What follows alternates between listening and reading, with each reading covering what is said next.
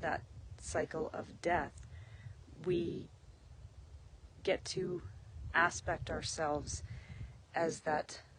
You can hear it. Good. I love that. Can you hear me still? I hope so. I think so.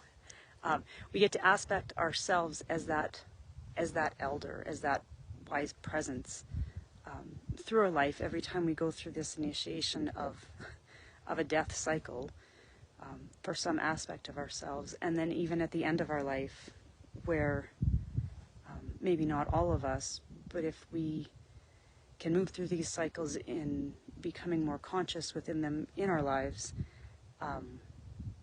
then by the time we get to the end of this timeline of our lifetime, hopefully we've gained some wisdom that we become an elder and can transition back into that passage into death in a more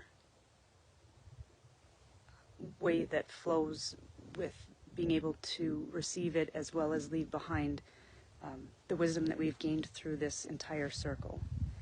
And that, I didn't know where I was going with all of this, but that is, it's an aspect of who we're becoming, and we get to actually aspect it ourselves when we presence all of this through us.